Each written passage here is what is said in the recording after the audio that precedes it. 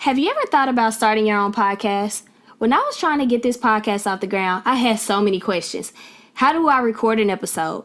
Where do I find background music? How do I get my show on Apple Podcasts, Spotify, and all the other places people like to listen? Where do I find advertisers? The answer to every one of those questions is really simple. Anchor. Anchor is a one-stop shop for recording, hosting, distributing, and monetizing your podcast. And best of all, it's 100% free and 100% ridiculously easy to use. Let me tell y'all. Everybody keeps asking me, what do I do to podcast? I'm telling you, the answer is Anchor. They created my RSS feed. They gave me my first 2 sponsors that you're now hearing on this podcast. I want you to know that I believe in Anchor. I've grown with this platform since February, and I'm going to continuously grow with this platform. So if you always wanted to start a podcast, go to anchor.fm/start to join me and the diverse community of podcasters already using Anchor. That's anchor.fm/start. I can't wait to hear your podcast. You are now listening to the Walk by Faith podcast. I'm your host, Jasmine Stiff, aka The Pretty Plug. I'm on a mission to tell the lost story that combines faith in God and success here on this earth. The world often separates faith and entrepreneurship as if it was mutually exclusive. But I assure you it's not. I interview the following types of people: entrepreneurs, business women, and businessmen climbing the corporate ladder, founders of nonprofit organizations, college students following their passions, and also artists on the rise. They are movers and shakers in this generation, and I intend to plug you in week after week with content that inspires and educates you to be all that you are called to be. Thank you for tuning in, and now for this week's episode.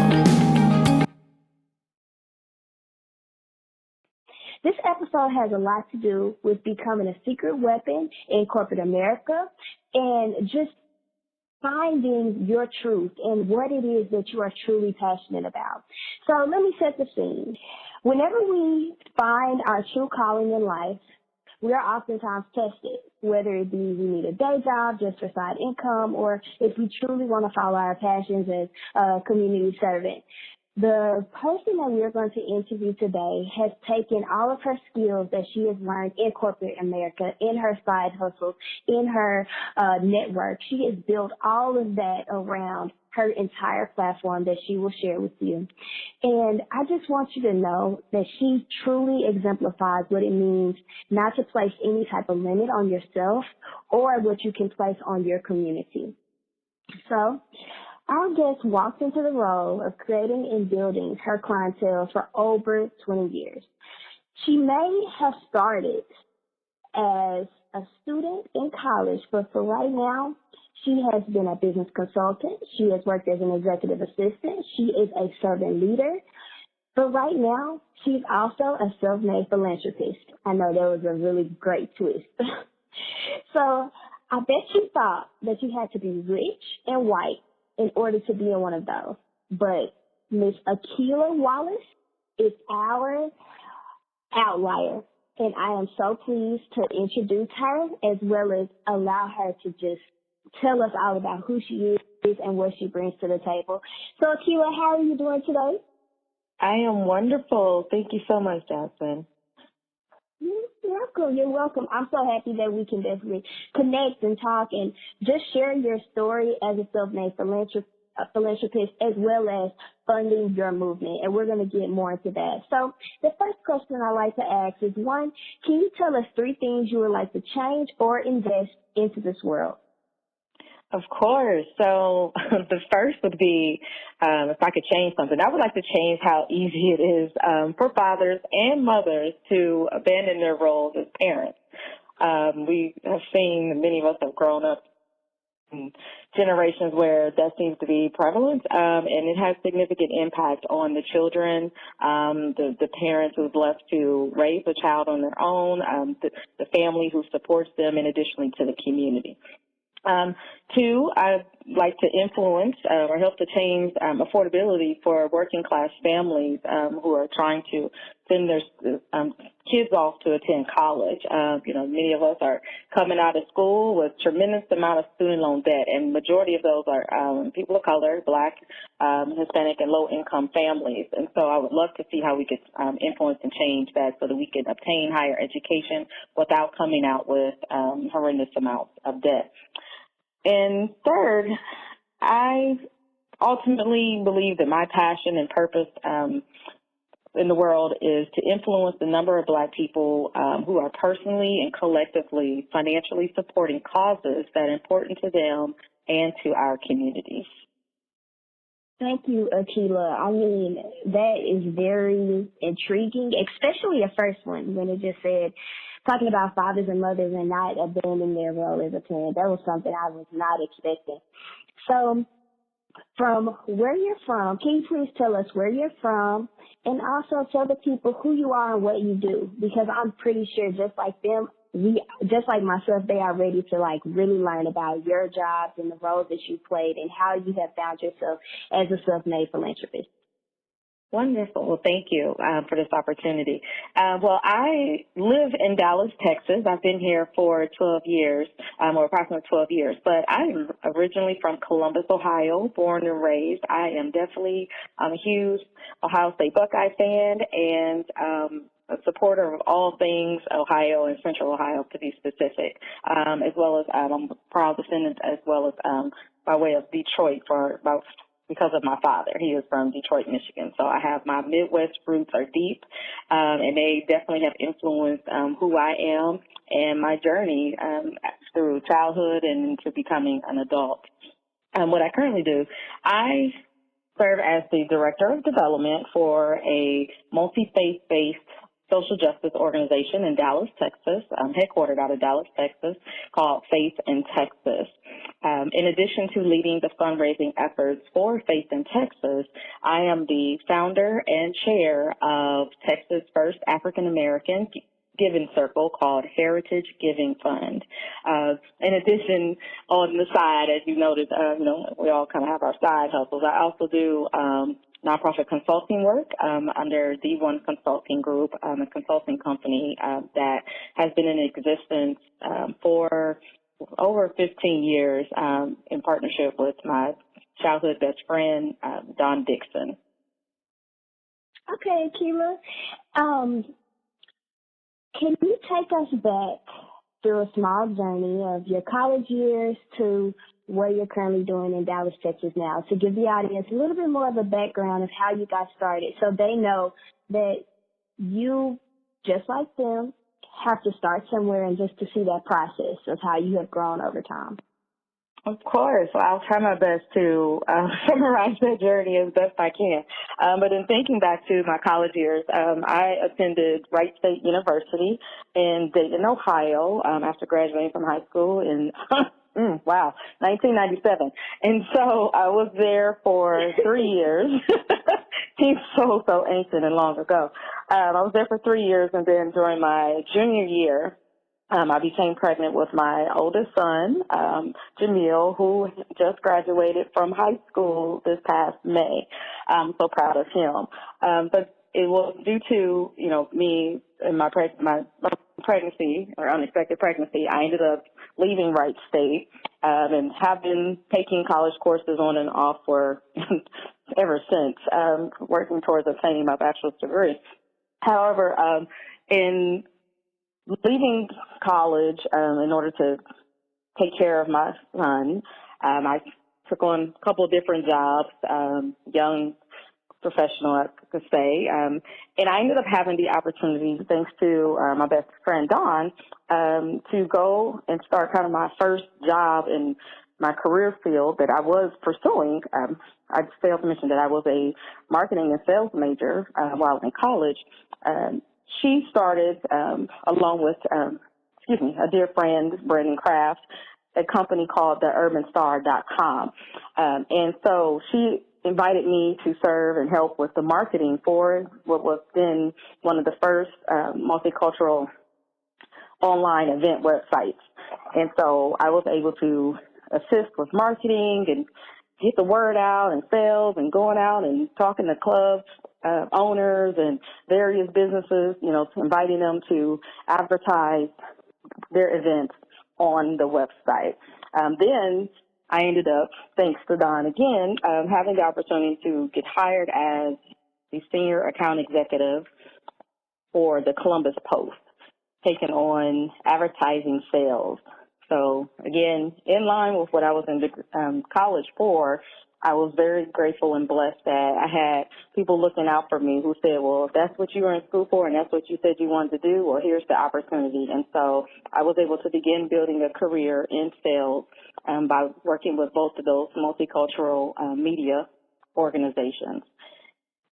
Through the years, did that for a few years, and then Don and I were asked to assist with some events, and so we started the One Consulting Group, and she was the creative side and working with many companies and small businesses in the city of Columbus, where we were living at the time. And I was kind of the sales arm and helping to try to find sponsors to support the events and other small businesses, with helping them to get funding as well. And so that's kind of how I got introduced into this whole concept of asking for money. It was a little different then, it was for business purposes, but I just knew I didn't have any fear with asking people, cold calling, dialing them up, showing up at their businesses, prepared with my materials to invite them to, hopefully support one of the business endeavors that I was a part of. So did that for a while, and then I had the opportunity, really, when you're doing consulting, your checks are kind of piecemealing, and it was kind of hard, being an entrepreneur, young mother, waiting on, the money to come and make sure people paid their invoices. So I ended up having another friend who told me about a position with Chase Home Finance in their default mortgage division, and I took a job as an executive assistant with Chase. Was there for about 10 months, and then I was presented with an opportunity to transfer to Irving, Texas, a suburb of Dallas, Texas, to get closer to my son. So a part of that story, which I'll just throw in here real quick, is that during the year that I was working to try to build up the consulting company, my son started kindergarten, and God had spoke to me. I've said this to many people that, it just kind of appeared in my thoughts out of nowhere. No one influenced this, that I felt that it would be a good decision for my son to move and live with his father. And so that decision ultimately led with my then 5-year-old son to then move from Ohio to Texas to then live with his father and stepmother. And so during that about 9-10 months or so that I was working at Chase, during that time, my son was living with his father. And so when I was working at Chase, a senior manager, the CEO of our division at the time, learned that my son was in Dallas.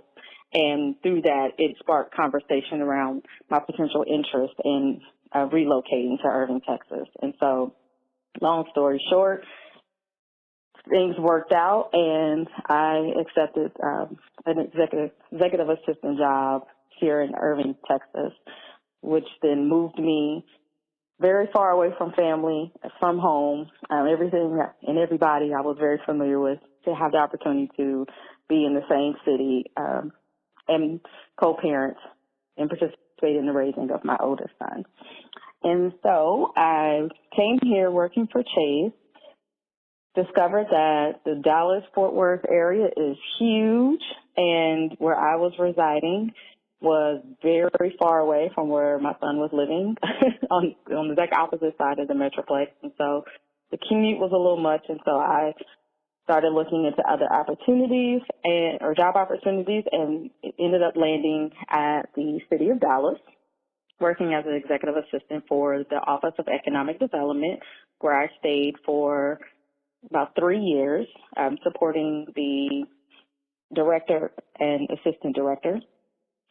There I was able to learn a lot about Dallas, about the amount of money that is in this city, that is being invested in this city, future developments, and I really saw the growth opportunity, and I really credit my time working there for why I was convinced that I must stay in Dallas for a longer period of time.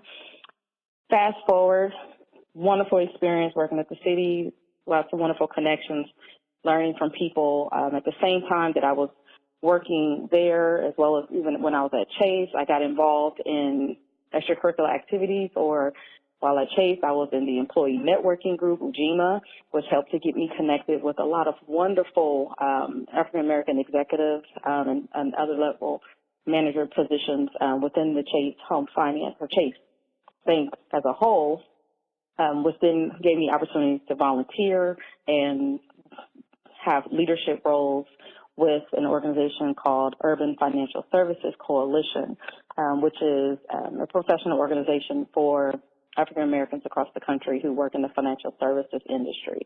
And so it was while being a leader there that I was able to demonstrate my event planning skills, my project management skills, as well as networking.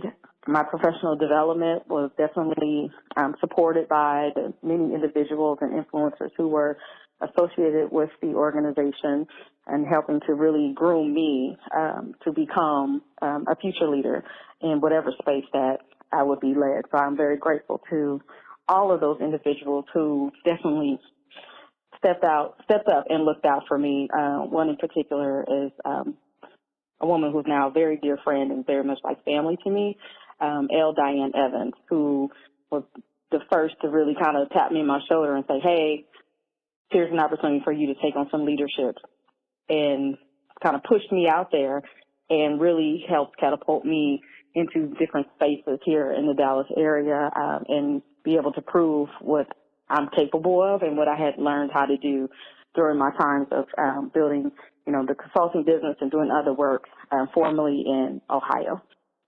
After a while of working at the city, I made the decision that I wanted to work in the nonprofit industry.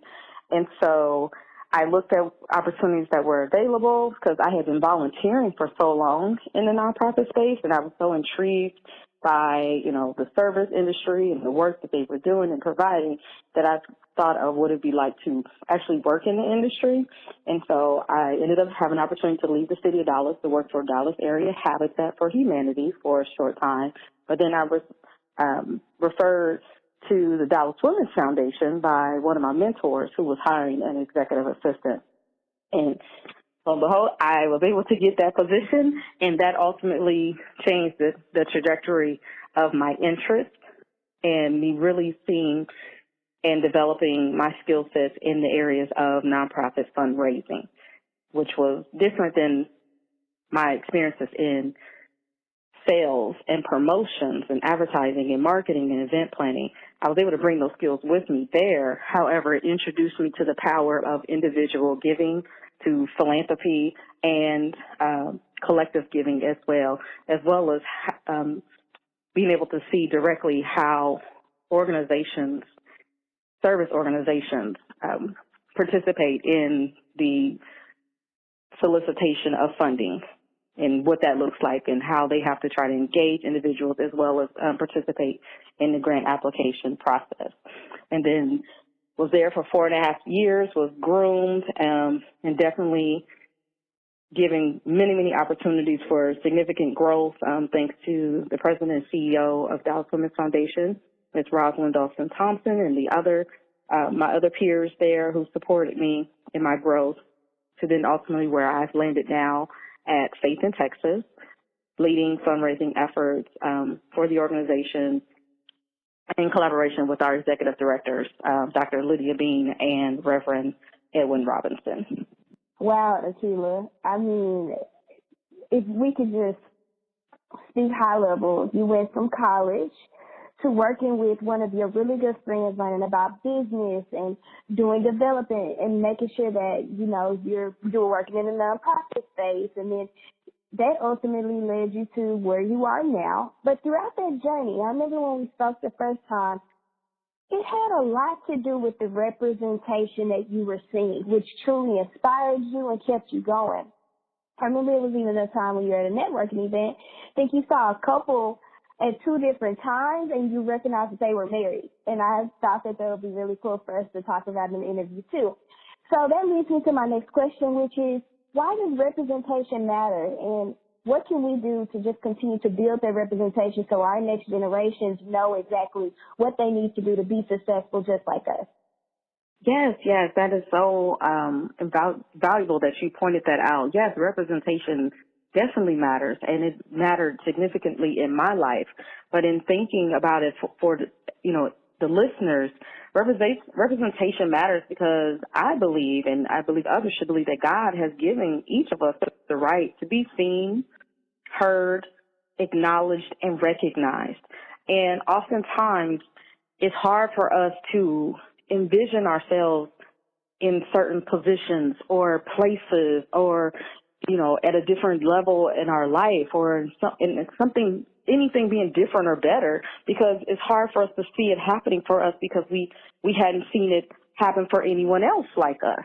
And so in thinking through that and you bringing up the example of the story I shared, yes, it goes back to when I was in my early 20s and, just starting to work for the Columbus Post newspaper. I'm this, account executive. I'm responsible for, selling advertisements within the newspaper. It's a weekly multicultural newspaper. And this gave me access to community events. So I'm now able to attend luncheons and galas, community meetings and convenings. And I'm going and I'm seeing other Black professionals, many of them who are older, they're now elected officials, or they're in significant roles within corporations or in the community, whether through other, leading nonprofits or leading, attorney offices or, their partners in firms or the likes. And so I now have access to these people and I'm seeing them. And there's these moments where I'm realizing, like, wait, I'm being introduced to this gentleman over here who they're saying is the president of such and such company.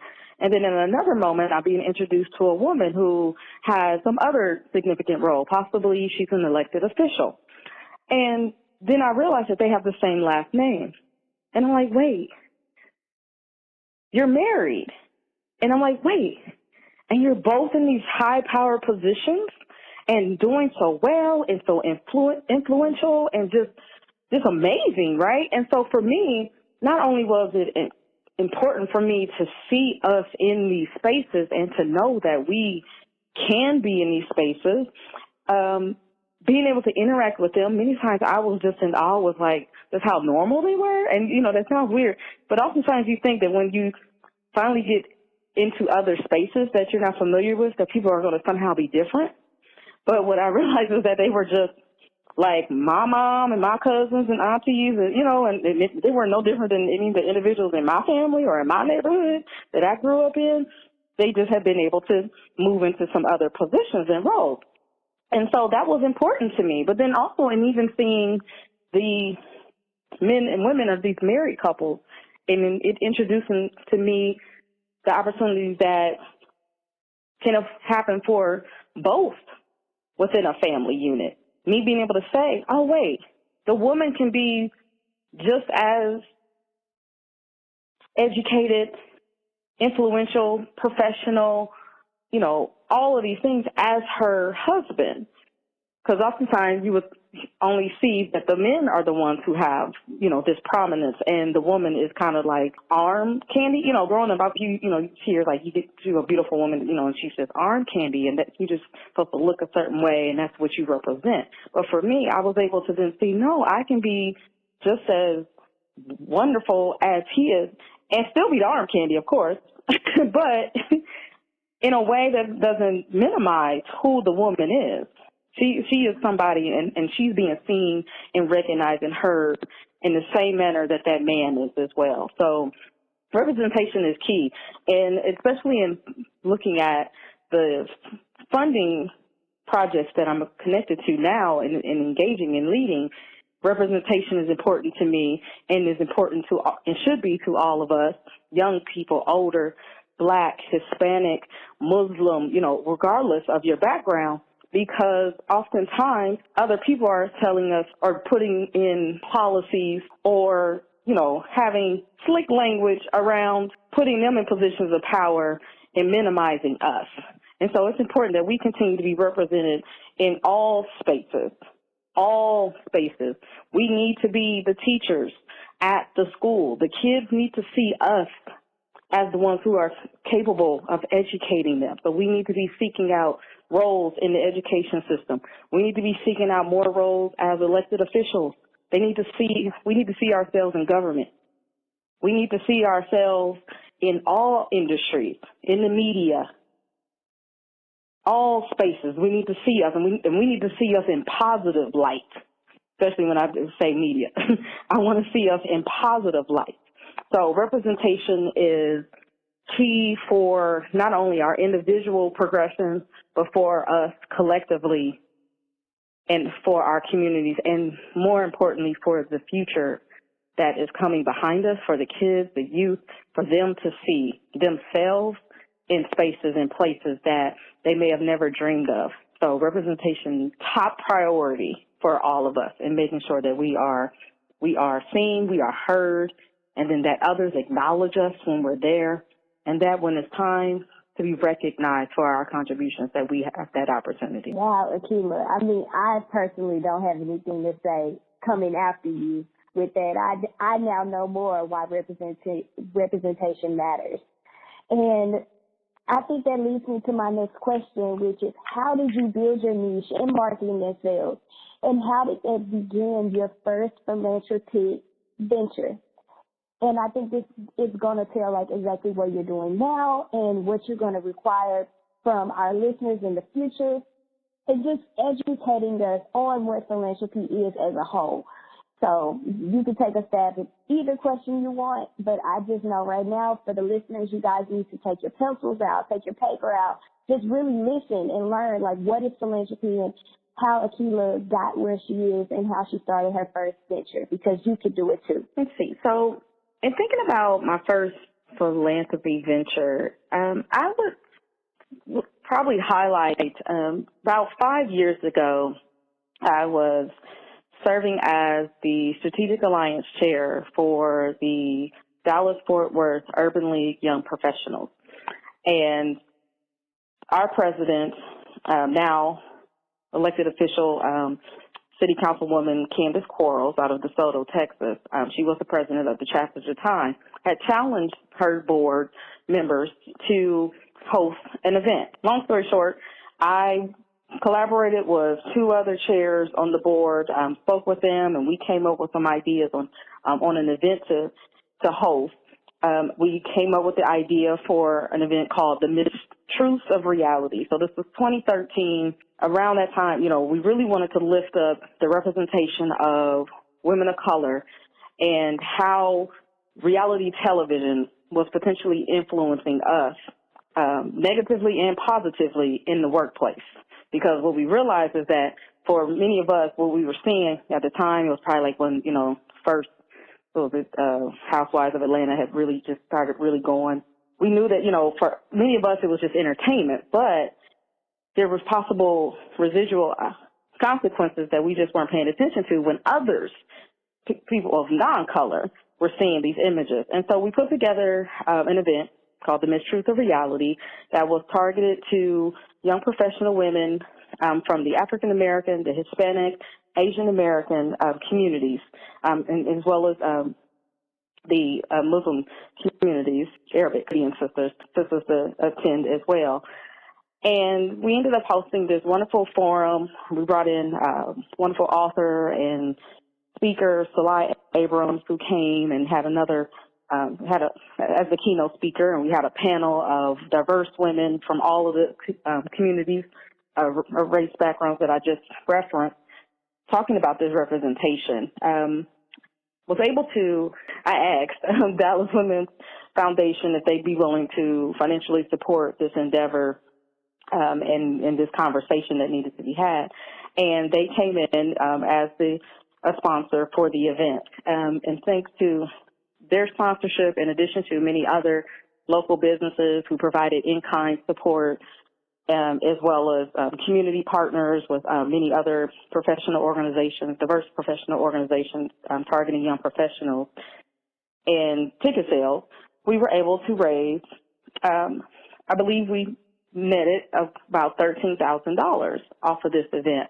And so for me, that kind of represented my first showing of my ability to not only do event planning, project coordination, with the other wonderful leaders who were, a part of the effort.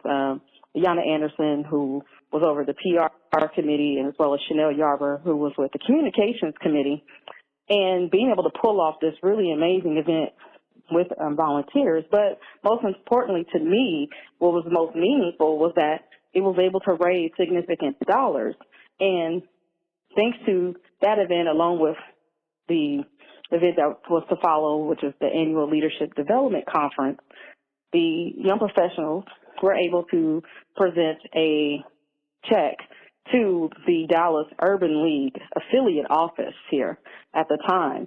And it was a pretty significant gift that we were able to offer to the local office to support their services and their efforts that was serving our predominantly Black low-income community here in Dallas, Texas. And so for me, that was kind of what began my interest in really, going beyond the initial, work that I was doing in my day job and looking at ways to invite and engage Black people in philanthropy in different ways, different and unique ways.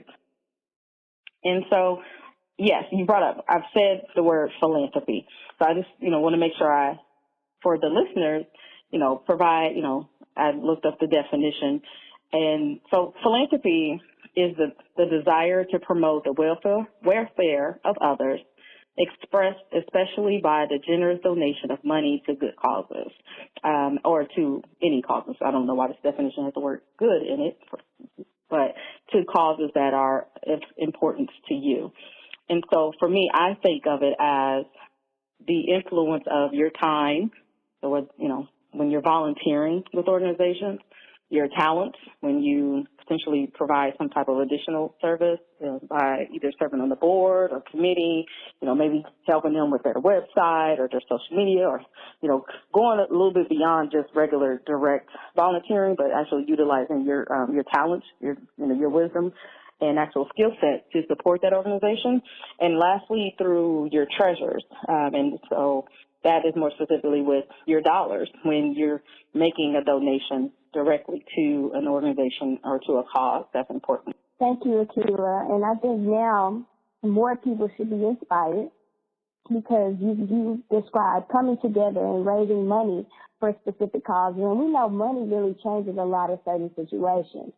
And with that, you have now started your very first giving circle. And this is the first time I've ever heard of it when you told me, and I was like, oh my gosh, what is a giving circle? Can everybody start a giving circle? Can we all just give in a circle? Just a little humor there. But it's more like, what is that? How can we start our own giving circle? And just what have you been able to do and to start? And just tell the audience everything that you know about your giving circle that you have started. Okay, yes. So a giving circle is where members come together to pool and give out donations through a process in which they have a say in how funding is given and to which organizations or projects are supported. So while working at the Dallas Women's Foundation, I saw a variety of women who, were making contributions to the organization, from gift levels of, $10 upwards to millions of dollars. And so I saw the influence and power that takes place and how their gifts to the foundation influenced the grants that were then, given out to the community in different organizations through their research that they were able to provide and other services that the foundation was able to offer to the community. And so it exposed me to all these wonderful women, and I just thought it was amazing. But also what I was seeking was more women my age or even within maybe, probably my economic status who were being invited and engaged in the work and given the opportunity to see themselves as a philanthropist. I participated and supported in, trying to create and introduce people into the pipeline of philanthropy while my work there.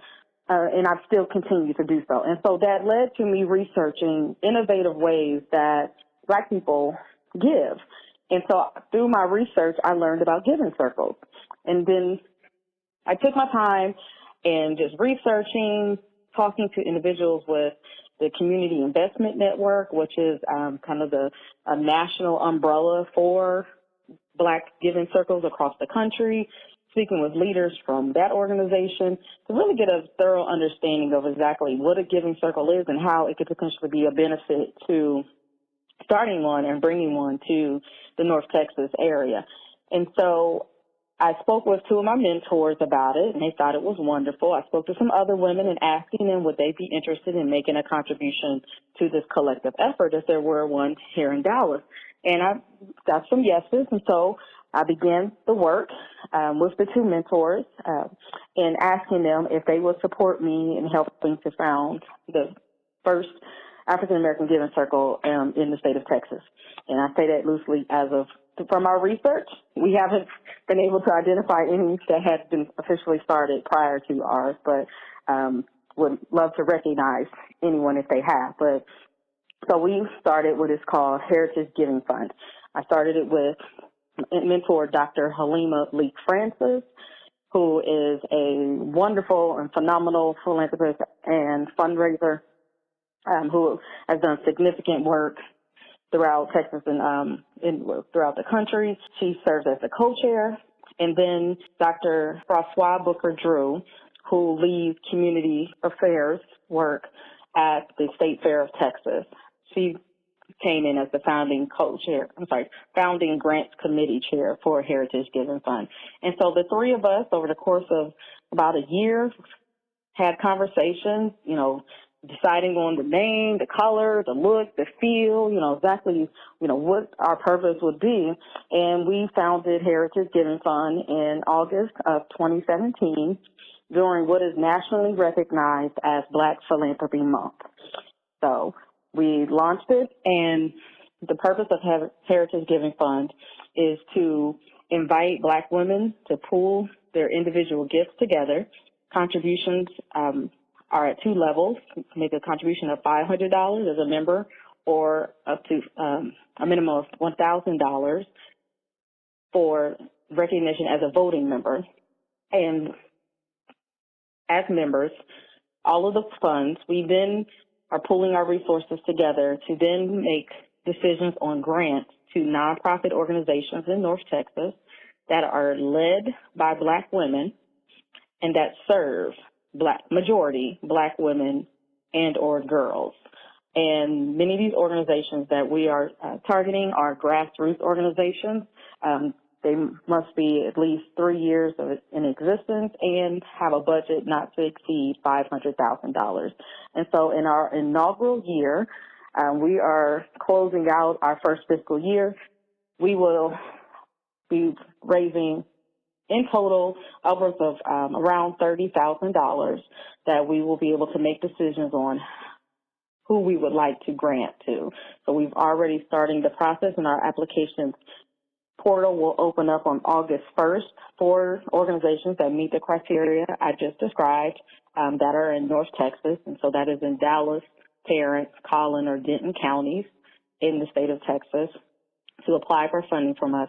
And we will be issuing grants to organizations and making decisions after doing some site visits. Our members will go and meet with organizations that we've, decided through the initial application process to go on to the next level of our grant making for a site visit, and then we'll make a decision and announce who the organization or organizations are who will receive the first grants from Heritage Giving Fund in October of this year. Okay, that's so exciting, and I just want to confirm, can anyone apply for the Heritage Giving Fund? grant, or is it just people or businesses or women that are located in Dallas, Texas? Yes, it is. You must be a 501c3 organization, and you are correct. Your organization must serve in one of the counties that I just described in North Texas. So they must be in Dallas, Tarrant, Denton, or Collin County. Okay. We just had to make sure our listeners understood that if you're in those counties and you have a business or a 501c that has been in business for over 3 years, you should definitely apply for this grant that was started by none other than Miss Akilah Wallace, because she is just a bad lady, y'all, okay? Thank you. And they can get that information on our from our webpage. If they go to our webpage at dallaswomensSDN.org/heritage giving fund, they will see that information there as well. And we have an upcoming information session here in Dallas on July 21st, next Saturday at 10 a.m. At the Juanita J. Kraft Recreation Center if individuals want to show up for more information about the granting. Okay. So let's talk more about State of Texas, which is where you currently work. And what is the most recent reform that you have worked on that was helped and started by the State of Texas? So just give us a little brief background of what it is and a reform that has been completed by State of Texas. Yes. So as I shared, Faith in Texas is a multiracial, multi-faith-based social justice organization here in North Texas, as well as in the greater Houston area. And what Faith in Texas does is our organizers train teams of lay leaders within local churches, mosques, and synagogues that serve low and moderate income people. And within these different faith congregations, they create what we call justice teams. And those justice teams identify systematic problems that affect their community, and they organize to move entire congregations across actions through powerful policy campaigns. And in a moment such as what we're in the state of our nation right now, Faith in Texas creates space for empathy, storytelling, and shared action across the boundaries of race, religion, and economics. And so, and thinking about what that means to, for the communities, right now, we are in what our Faith in Texas has called Freedom Summer. And this is a time to call all people in our community to stand with us for freedom. Freedom from crushing debt, from mass incarceration, deportation, and underfunded schools. Freedom from racism and dehumanization. The lay leaders and clergy from these Christian, Jewish, and Muslim faiths are organizing their communities in an integrated voter engagement campaign over the next several months as we prepare for the November elections, helping to inspire voter turnout and ensuring that we're holding our elected officials accountable to the people that they serve. It's important to note that Faith in Texas is committed to working with directly impacted people.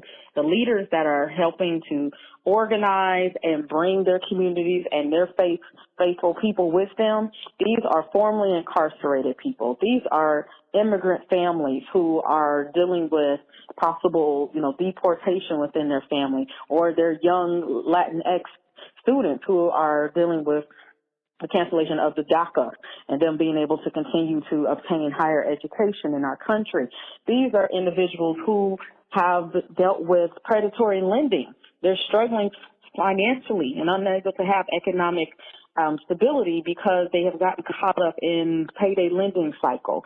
And so these are individuals who can speak personally about the impact that policies and laws and elected officials can have and their effect that they can have on these people themselves as well as their families and communities. And so we are helping to organize them through Freedom Summer, engaging them, educating them, training them on how to have strategic policy campaigns and to move actions as we prepare for November elections, and as well as here in Texas as we prepare for the Texas legislature in 2019.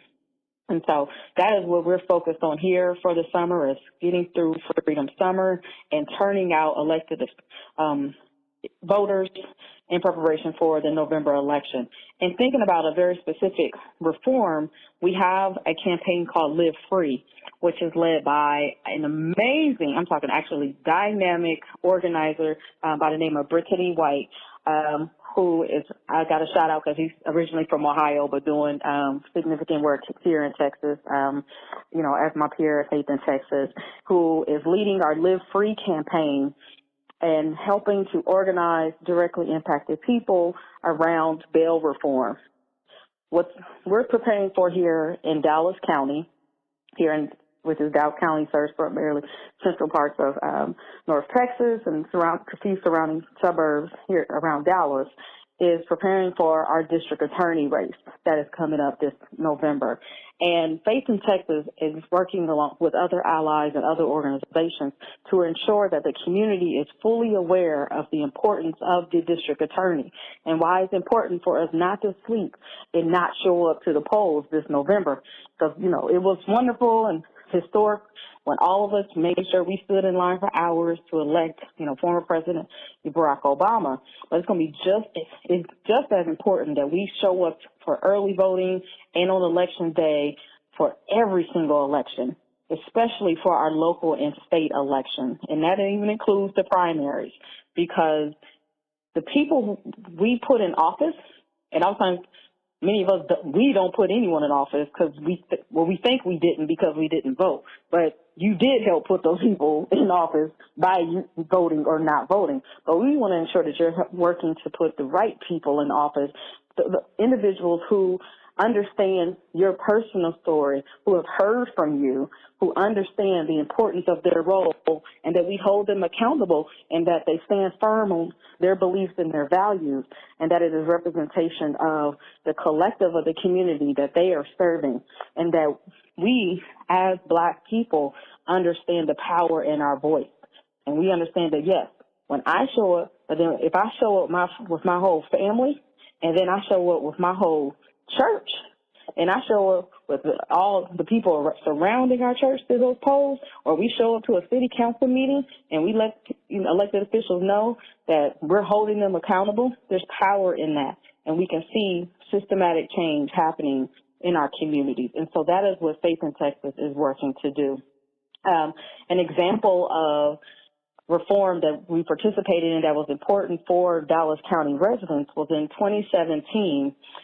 Brittany White and the Live Free campaign, in collaboration with our clergy table and many clergy of multiple faiths across Dallas County and their congregation members, organized, and they helped to pass what we call cite and release in 2017. And that rule of protection was for families, for when they are stopped for nonviolent, low-level offenses, like small amounts of marijuana, that they weren't immediately arrested and taken to jail. They would be issued a citation and would have to show up to court later, no different than when you're stopped for a traffic offense. You get your ticket and you show up to court later. Because what this does is allowing fathers and mothers the chance to get home to their children. They're potentially not losing their jobs because they're not stuck in jail. They can go home and make sure they make it to work. They're not having to pay for a repossessed vehicle, and not having to endure many of the other hardships that predominantly Black and Hispanic communities face because they are disproportionately targeted for these low-level offenses. And then oftentimes when they end up in jail for these low-level nonviolent offenses, they're sitting in jail waiting on their trial instead of being able to bail out because they simply can't afford to. And so in the past, Faith in Texas helped to pass cite and release to ensure the protection of our Black and Hispanic and working class and low-income families. And then now we're preparing to ensure that we organize and stay on top of our elected officials to see bail reform, because it doesn't make sense for, countless numbers of Black and Hispanic people to be sitting in jail for significant periods of time only because they can't afford to get out. That's a problem. That is economic injustice. And so Faith in Texas will be working diligently on issues like bail reform and other work to address the mass incarceration of people of color, just on this week, Faith in Texas is taking a coalition of clergy, of multi-faith, and taking them down to a prison here in Texas for them to see firsthand and experience firsthand what it's like for the families when they're having to be locked up, and many times for reasons that they should not be, and, for longer periods of times than others that do not look like us for the same offenses. And so Faith in Texas is committed through this Freedom Summer to build a base of strong leaders, build a base of informed voters who are going to show up in November elections and be prepared to show up and demonstrate and organize in preparation for the Texas legislature and beyond that, because we all know that we're continuing to deal with issues politically on all levels, local, statewide, and especially national. Well, and I just want to say, I think you may be holding one of the various solutions to, increasing the wealth in the Black community, to solving the criminalization of Black men or just Black people in the Black community. I mean, is this a solution? Can this be mimicked in all 50 states? Is this something that if we had some type of blueprint, we can just pass it out to all of our community organizers, and we continue to build and build and build until we all can say that we are equal in this place called America? What do you think, Akilah? Yes, I believe we can organize. I know that your listeners are in many places around the nation, outside of Texas, and Texas included. And so I invite people to look into Faith in Action. Faith in Action is the umbrella organization that Faith in Texas is associated with, and that they are a network of faith-based organizations, social justice organizations around the country, around the nation, who are working around issues that are relevant to, local spaces, as well as statewide and national, collectively together to ensure the protection of Black and brown people. And so, yes, we need to organize. We need to know what the issues are. And even when you know what the issue is, oftentimes people say, I know what it is because I'm experiencing it. But to take it to the next level, when they connect with organizations like Faith in Texas and those that are members of Faith in Action National Network, they then learn how to power map, and they get an understanding of the policies that directly influence the issues that they are facing. And they learn how they can begin to work collectively and organize to influence and change the policies and the laws that are creating the issues that they're experiencing. When you realize that, your schools are suffering and, they don't have money, they don't have books, and they don't have their supplies, and they don't have the things that they need. But then when you learn that, there's a particular school board members who are negatively impacting the funding that your school could be getting, when you learn that, then you're more informed, and then you learn how to get your people in the appropriate way to show up, to advocate for your schools, for your children, for yourself. And so then not only are you showing up, when you organize, you're not showing up by yourself. You're making a power move, and you're showing up with many people. And trust me, when you show up with a lot of people, you get heard.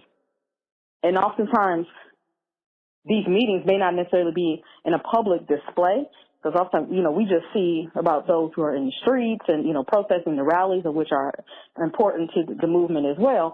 But oftentimes what we don't see are the people who are meeting behind closed doors and showing up and having meetings with the elected officials in their offices and having very direct conversations and storytelling and telling their story. Because sometimes they just may not know how the policies that they're putting in place truly impact individuals. They're making, oftentimes in business and in the likes, you make decisions based off of numbers, and, someone gives you a report, and, and you make sound decisions based off of what the report says and the numbers. But these are numbers. It's not until you put real life people in front of them and they hear the personal stories and they get the understanding of like, oh, wait, so that's what happened? This is what happened to you, and not only did it happen to you, based on my decision, this is happening to possibly tens of thousands of others, And then the trickle-down effect that that issue has that then results in many others, when you think you're solving one, but really you're creating 10 others, then they may reevaluate what their vote is on a particular issue. And so, yes, we have the power. We can get behind it. We can organize. We can learn about the organizations that are doing this type of work in our communities, get behind them, and join them and support them. Show up to the meetings, join the calls that they're having, and most importantly, what is most important to me is getting behind them and funding, helping to fund this movement. I completely agree, and I'm a big fan of if you're not talking money, I don't want to talk. So what fundraisers do you have coming up? How can we support? How much money do you need? What's the website? How do we fund the movement? Yes. So in thinking about Freedom Summer, I want to invite the listeners and anyone else to join Faith in Texas in financially supporting our Freedom Summer as we are working to engage faithful people, lay leaders, and clergy in voter turnout in preparation for upcoming elections in the Texas legislature and the likes. And so we have what we're calling the Freedom Summer Fund the Movement. And so if you go to Faith in, so it's FAITHINTX.org and go to the donate page, you will see the opportunity to support our Freedom Summer. There's also a backslash of S like Frank, S like Sam giving for Freedom Summer Giving. So faithintexas.org/FS Giving. And you'll be directed to a promo which highlights how we're funding Freedom Summer by asking individuals to make a monthly contribution through October so that as we carry us through our work leading up to the November elections, make a monthly contribution of $19.64. This is in support of Faith in Texas Freedom Summer, and it's in homage to the historic 1964 Freedom Summer. If you're not familiar with the 1964 Freedom Summer, please Google it, and also many of you probably have seen some reference to it in the most recent Martin Luther King and in Selma, the movie Selma. But the first Freedom Summer was a 1964 voter registration project in Mississippi, part of a larger effort by civil rights groups such as the Congress on Racial Equality, known as CORE, and the Student Nonviolent Coordinating Committee, historically known as SNCC, to expand Black voting in the South. And so it is in this same spirit that Faith in Texas declares this summer as Freedom Summer. And so we are asking for a contribution each month of $19.64, starting, start here in July, do another one in August, in September, and in October, and then this will help to fund the work that we're doing to ensure that we are influencing working towards ending mass incarceration, creating spaces for bail reform, eliminating the box on job applications and housing applications where individuals have to make note that that they've had a felony before, contributing to homelessness and other economic instabilities within our communities. Continuing to fight against predatory lenders who are, prevalent within our low-income communities and targeting us and, just having astronomical interest rates on, short-term loans when people are facing emergencies, ensuring that we are advocating behind, making sure our schools are properly funded, and as well as working to protect our immigrant families who are unfairly being targeted by policies that are being placed to target them and potentially deport countless families unfairly. And so if you go to Faith in Texas to support our Freedom Summer, please consider making a contribution of $19.64. Trust me, we can drink that in 30 minutes, just hanging out with our girlfriends or our boys, out. So, consider it, making that contribution each month. I also invite those who have an interest in, supporting the Heritage Giving Fund. We are closing out our fiscal year at the end of July on July 31st. However, it would be wonderful if we can raise an additional $5,000 to pool with the over $25,000 that we've already raised to get us to a pretty solid number to ensure that we're able to provide significant grants to a few organizations this fall. So if you could go to the Heritage Giving Fund, follow us on Facebook, on Twitter, or go directly to our webpage on the Dallas Women's Foundation website, look for Heritage Giving Fund, and make a contribution to, at any point between now and July 31st. If you can do $10, if you can do $25, if you can do $100, all of those options would be sincerely appreciated and would be recognized by me and from our 40 or so members of Black women who are supporting the Giving Fund and ensuring that we have significant power in helping organizations that oftentimes are overlooked for funding at this level, or oftentimes just don't have the capacity or, the ability to access it. And so we want to ensure that those who are on the ground serving our Black women and girls through a variety of services, that they have the money that they need to take care of their basic services. Oftentimes, organizations that are led by Black women, they often work a full-time job and are personally funding their nonprofit. That shouldn't be.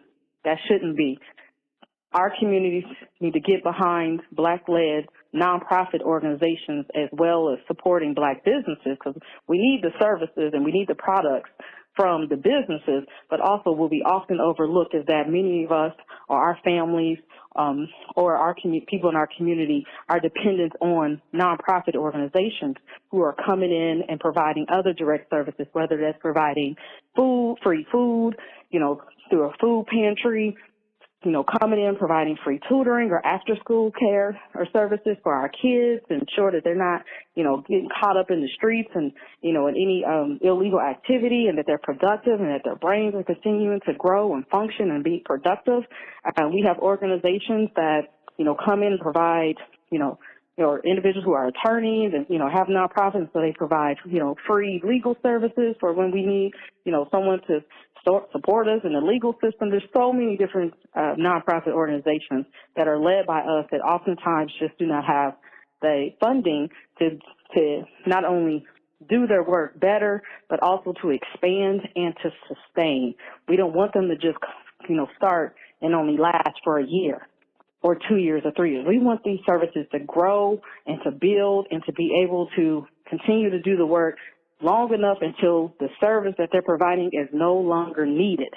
And we could also possibly see some changes in social services that are needed by our communities on the flip side when we show up and change and influence policy. Those are my 2 calls to action. If you can consider supporting Freedom Summer with a contribution of $19.64 to Faith in Texas, or making a contribution to support Heritage Giving Fund to increase our funding that we'll be able to do this fall to organizations here in North Texas that are providing phenomenal direct services for Black women and girls. I completely agree, Akilah. And for the listeners, I have about 90 people that tune in to each episode right now. We've only been going for about 6 months. But for each of you that are listening, follow the website instructions linked to this podcast. Give $19.64 each month. Again, Akilah says you can drink it so that more of us can find financial freedom, can be supported through nonprofit organizations, and we can start to see social justice changes through financial efforts that are coming for us and by us and from us. So again, I am asking you personally to give of your time of probably 5 to 10 minutes to sign up for this monthly contribution that Akilah has previously mentioned in this podcast. Rewind it if you need to. But this is something that you know is going to a great place. So, Akilah, I have one more question. Are you ready? Yes, ma'am. What does walking by faith mean to you? Wow. And just thinking through all that we've just shared. And so I thank you for your podcast and for you having this conversation and this dialogue around what walking in faith means to others. But for me specifically, walking by faith means trusting God through this entire journey we call life. Even when we get off course, oftentimes we have to stop for breaks, whether that break is just sitting down for a moment or sometimes just laying down altogether and taking a good old nap.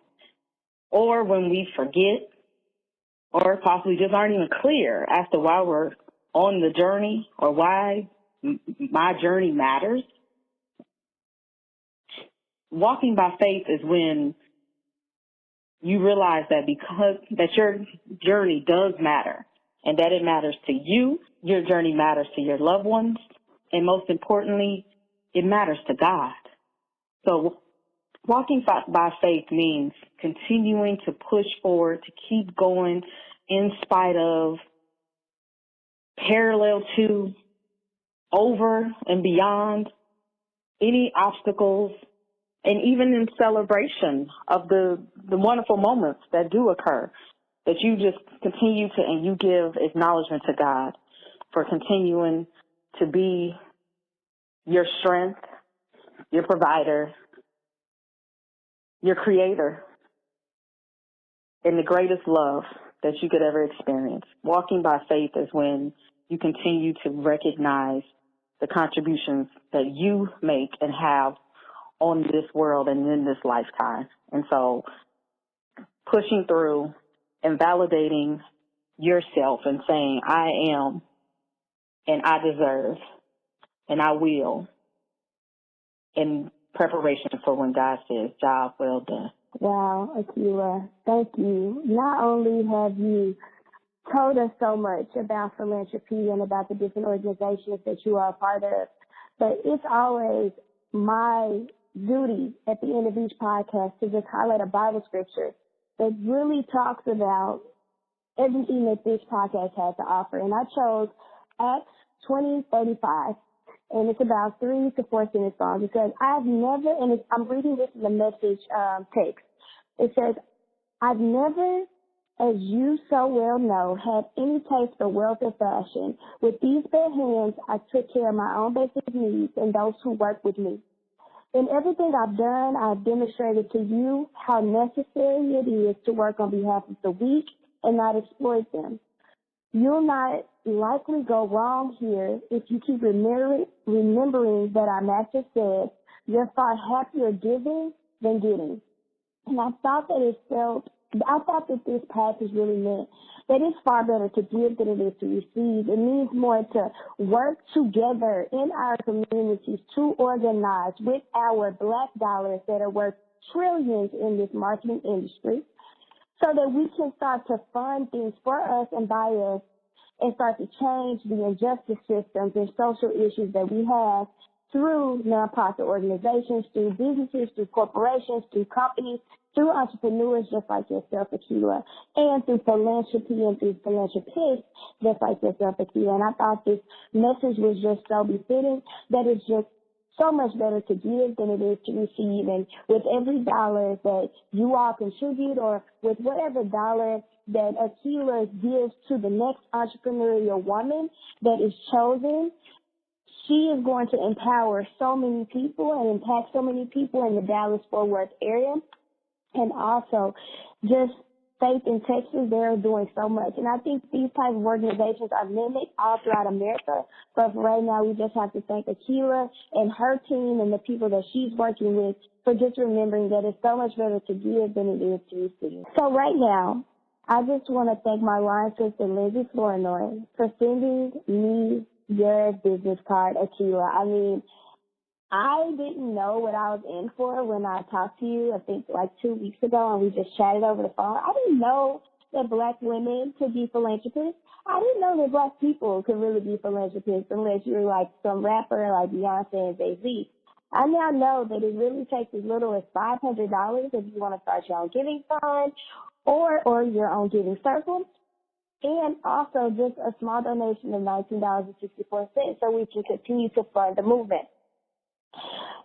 I just know that throughout this episode and for the audience today, they now know that they can do it too. And it doesn't take them being white and maybe more senior in their life to start giving back. And in fact, when we learn as Black people to give to each other and to our communities, that's when we'll really start to see change. And that happens in our churches, and that happens through communities and organizations that you are a part of, Akilah. And if you didn't know before, now you know that you can be a philanthropist and that everything that you can do will potentially matter in the future, as well as continue to fund the movement. Thank you so much, Akilah. Thank you. It's been a blessing. Thank you.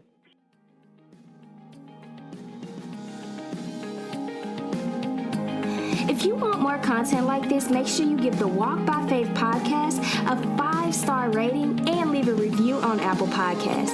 You can follow me on Instagram at __ the pretty plug and follow all updates on the podcast at WBF Podcasts. To those already supporting the show with a monthly subscription, thank you. If you're not already a supporter and you'd like to help make this show possible, tap the link in this episode's description or visit anchor.fm/jasmine-a-stith to become a monthly supporter. That's all, folks. Tune in next week for another episode on the Walk by Faith Show.